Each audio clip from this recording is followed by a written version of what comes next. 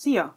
Horváth Ágnes vagyok, alvástréner, az alvásguru.hu blog szerkesztője, és azért készítettem ezt a videót, hogy megosszam veled a 3 legjobb alvásjavító módszeremet. Magamról röviden csak annyit, hogy 2013 óta tartok alvástréningeket álmatlanságban szenvedő embereknek. Az elmúlt, most már lassan 4 év során rengeteg embernek segítettem, és az inszomniának hihetetlen sok variánsával találkoztam, és szeretném megosztani veled az elmúlt 4 év tapasztalatát. Talán meglepő tanácsokat fogsz kapni, de én úgy gondolom, hogy mindenképp érdemes odafigyelni arra, amit most mondok.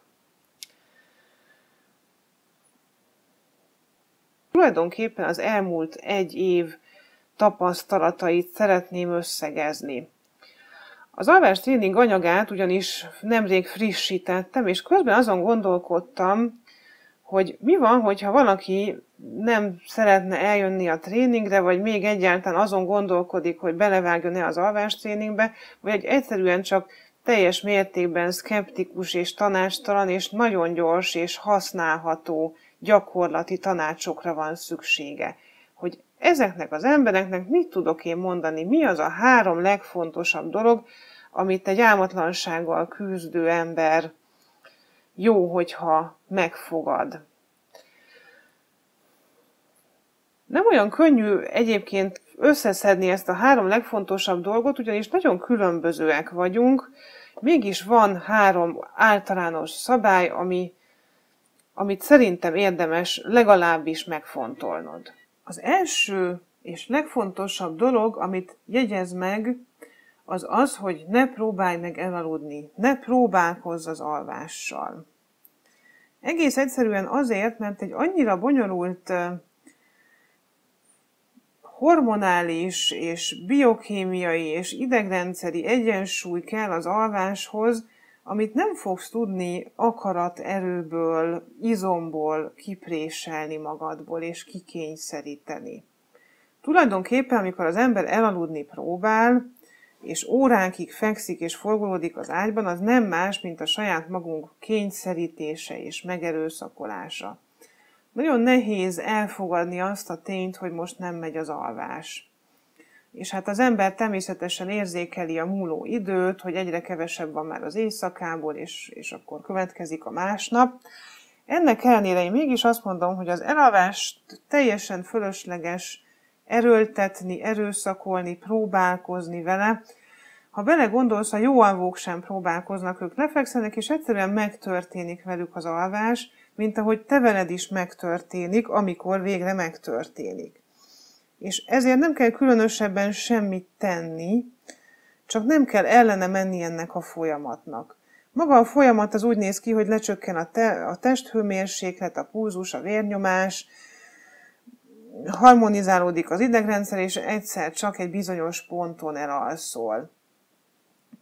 Rengeteg más egyéb feltétele is van az alvásnak, de hogyha fekszel az ágyban, és órákig ezt teszed, vagy akár fölkelsz, és elkezdesz arra gyúrni, hogy na én most akkor valahogy helyre kalapálom magam, vagy megnyugtatom magam annyira, hogy el tudjak aludni, ennek nagyjából majdnem minden esetben az a vége, hogy felidegesíted magad, és jelentkezik a frusztráció. A frusztráció miatt a mellékveses stresszhormonokat űrít a véráramba, és a stresszhormonok, ha megjelennek, akkor aztán tényleg lőttek az alvásnak.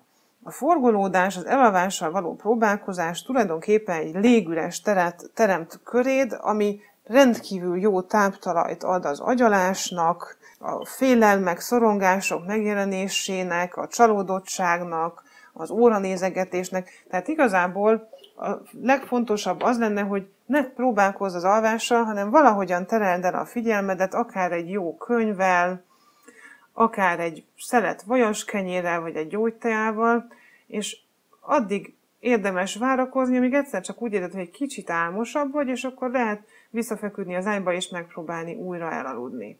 De az órákig való forgolódás egyszerűen nem egy működő stratégia. A második szabály az, hogy ne félj a másnapoktól.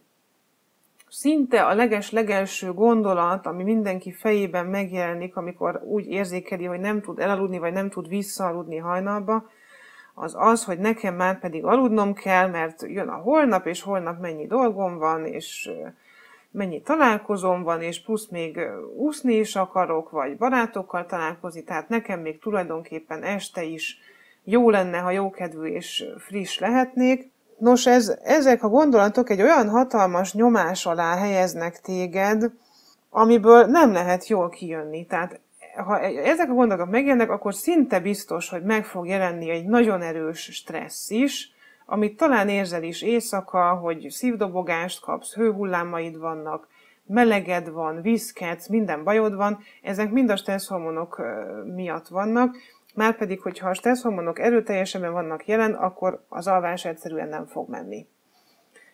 A másnapoktól való félelem nyilvánvalóan abból a tapasztalatodból származik, hogy tényleg rémes úgy átvészelni egy napot, hogy az ember előző nap keveset aludt.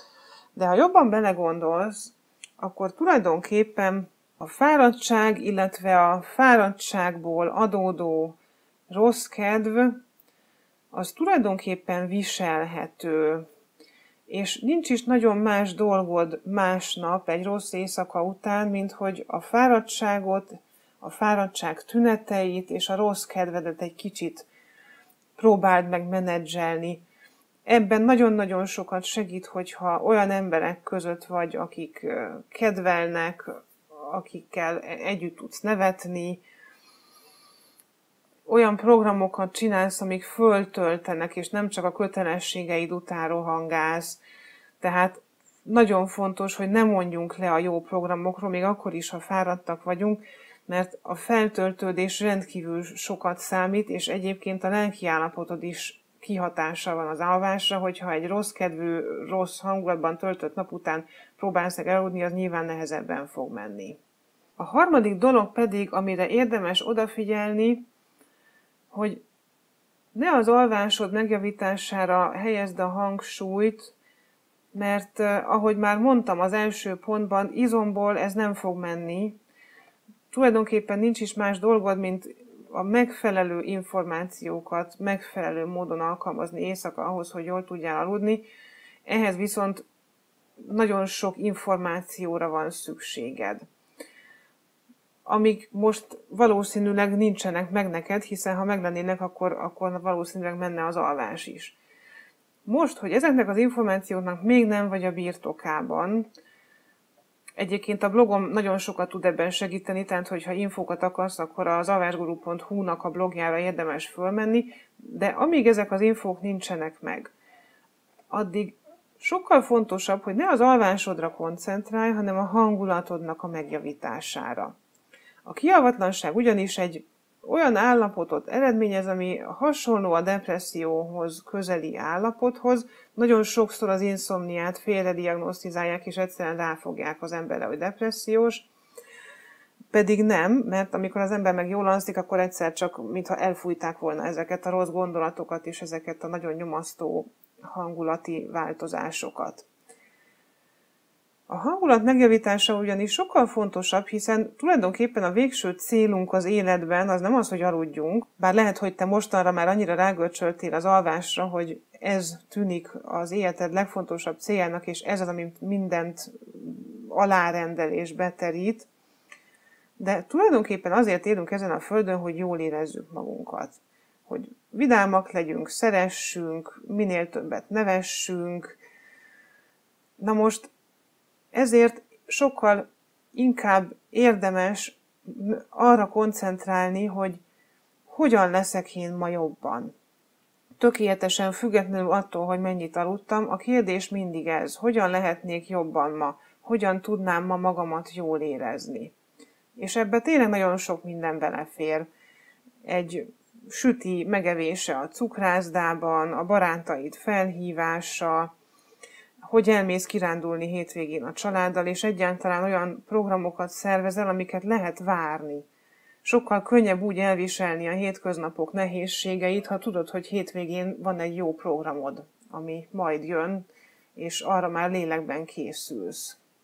nagyon gyakran beleesünk abban a hibában, hogy egész nap azon gondolkodunk, hogy milyen keveset aludtunk, és vajon ez a következő éjszaka ez jobb lesz-e, vagy még ennél is rosszabb. És hát persze az elme megoldásokat keres folyamatosan, tehát tényleg óránként, fél óránként beúsznak ezek a gondolatok, és minél többet agyalunk ezen, annál rosszabb kedvünk lesz, annál inkább belesodródunk a rossz kedvbe, a kétségbeesésbe, és ez nyilvánvalóan nagyon-nagyon rá fogja terhelni magát a következő éjszakádra is, és éppen ezért érdemes tényleg szánt szándékkal a pozitív dolgok felé fordulni, még akkor is, hogyha ez egy picit nehéz, vagy akkor is, ha nincsen mondjuk kedved egy esti programhoz, érdemes egy kicsit erőltetni ezt, és mégiscsak elmenni ezekre a programokra, és mégsem lemondani az edzésedről, mert minél inkább sodródsz egy rossz kedvű állapot felé, annál biztosabb, hogy nehezebben fog menni ténylegesen a következő éjszaka elalvása, és nem azért, mert te nem tudsz aludni, vagy mert neked valami kémiai zavar van az agyadban, hanem egyszerűen azért, mert a rossz kedv az inszomniát szül. És tulajdonképpen az álmatlanság tényleg egy ördögi körré tud válni, hogyha lemondasz az összes jó dologról az életben, és a fáradtságra hivatkozva csak a kötelességeid után mész, akkor szinte egész biztos, hogy egy eléggé hosszantartó és durva álmatlansági fázisba is belepöröghetsz. Ezért a harmadik és szinte legfontosabb tanácsom, hogy a hangulatod megjavítására koncentrálj, minden más csak ezután jön. Nagyon remélem, hogy hasznos tanácsokkal szolgáltam nektek, és nagyon remélem, hogy hasznos tanácsokkal szolgáltam neked, és szépen lépésről lépésre végig tudod vinni ezt a 3 fontos alvásjavító módszert, vagy inkább tanácsot. Nem sokára kezdődik a következő alvástréning. Érdemes az alvásguru.hu alvástréning menüpontja alatt megnézni, hogy mikor lesz a következő. Azt tudom még utoljára mondani neked, hogy ne nagyon halogasd a döntést, hogy eljössz-e a tréningre vagy sem. Az idő kérése, vagy a várakozás nem igazán szokta megjavítani az alvást. Az alvás nem attól javul meg, hogy te vársz, hogy még infókat gyűjtesz a netről, még ezt kipróbálod, még azt kipróbálod. Ezzel csak megy az időd, és rengeteg pénzt költesz el különböző táplálékkiegészítőkre és olyan módszerekre, amik nem is az alvásjavításra irányulnak, hanem valamilyen relaxációs módszerek. Remélem, hogy találkozunk az alvástréningen, és nagyon remélem, hogy tudtam ezzel a 3 tanáccsal neked segíteni.